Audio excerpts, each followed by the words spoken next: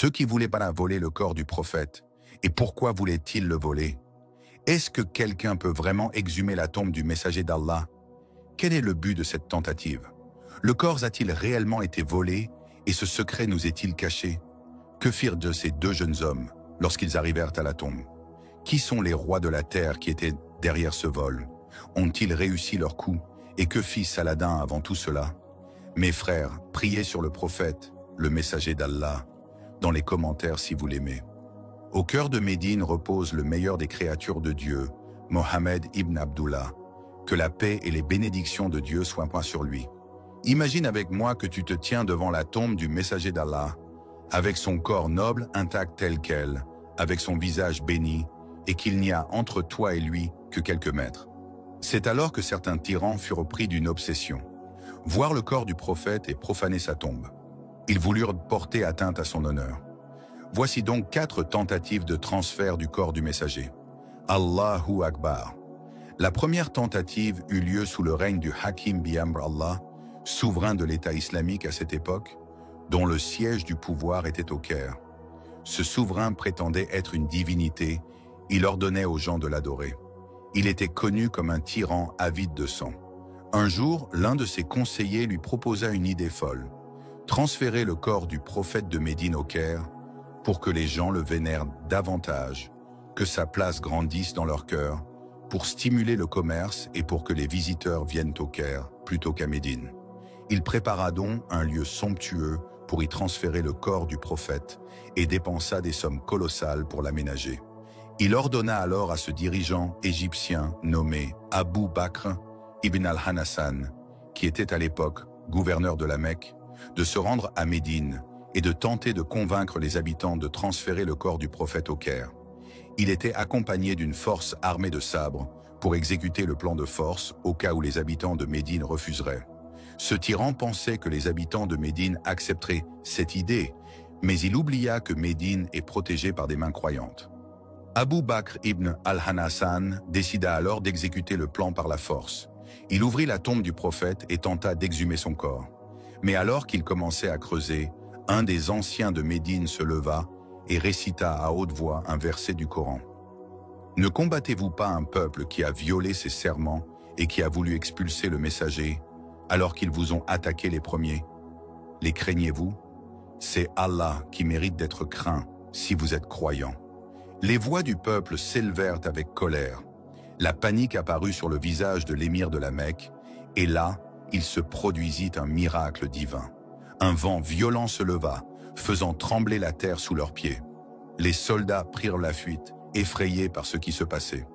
Quand l'émir de la Mecque vit cela, il se retira en toute hâte, terrifié par la colère divine, en disant « Non, par Dieu, c'est Allah que je dois craindre. » Ainsi échoua le plan du Hakim, qui retourna au Caire accablé par l'amertume de l'échec. La deuxième tentative fut également initiée par le Hakim bi-Amr Allah.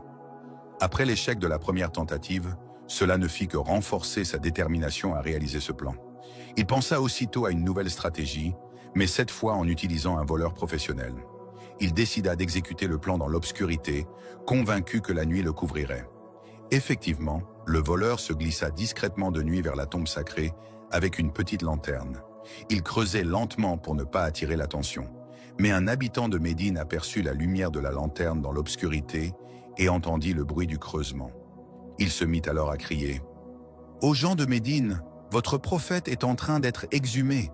Votre prophète est en train d'être exhumé. » Allah envoya alors une armée de ses soldats pour protéger le corps du prophète. Quand l'homme cria, les gens accoururent autour du lieu et saisirent le voleur. La troisième tentative eut lieu sous le règne du sultan, juste et pieux, Nour ad-Din Zanki, un homme reconnu pour sa sincérité et sa justice. 2 hommes venus du Maghreb louèrent une maison à proximité de la tombe du prophète afin de voler son corps béni. Ils commencèrent à creuser un tunnel depuis la maison jusqu'à la tombe du prophète. Ils s'étaient déjà bien rapprochés du tombeau quand il se produisit un miracle. Le prophète apparut en rêve au sultan Nour ad-Din, l'appelant à l'aide et lui montrant 2 hommes blonds en lui disant « Sauve-moi d'eux ». Le sultan se réveilla aussitôt, fit ses ablutions, pria 2 unités de prière pour confirmer cette vision.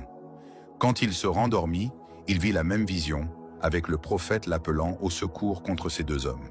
Il refit ses ablutions, pria de nouveau, puis se rendormit pour la troisième fois et revit encore la même vision. Il comprit alors qu'il s'agissait d'un message divin. Il se leva immédiatement et informa son ministre Jamal ad-Din al-Mawsili. Il partit alors avec 20 commandants. Alors arrivé à Médine, les gens se rassemblèrent pour accueillir le sultan.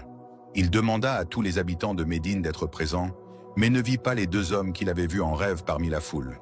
Au même moment, les deux hommes atteignirent de la tombe, et l'un d'eux dit à l'autre, « Nous y sommes, la tombe est juste là, je la vois. » Ils décidèrent de retourner à la maison et d'attendre la nuit pour pouvoir ouvrir la tombe et prendre le corps du prophète sans que personne ne s'en aperçoive. Pendant ce temps, le sultan Nour ad-Din demandait dans Médine s'il restait quelqu'un qui n'avait pas encore reçu l'aumône. On lui répondit, « Oui, il y a deux hommes qui ne sont pas sortis de chez eux. » Le sultan se dirigea alors avec détermination et empressement vers la maison des deux hommes. Il les trouva exactement sous la même apparence que celle qu'il avait vue en rêve. Ils fouillèrent dans la maison et trouvèrent un tunnel creusé menant vers la chambre prophétique. Le sultan entra alors dans une colère furieuse. Il ordonna leur exécution immédiate devant les yeux des gens. Ensuite, le sultan fit creuser un large fossé tout autour de la tombe bénie et le remplit de plomb fondu pour empêcher toute tentative future. La quatrième tentative fut la plus dangereuse de toutes et elle émanait d'un chef des croisés. Cela se produisit à l'époque de Saladin al-Ayyubi.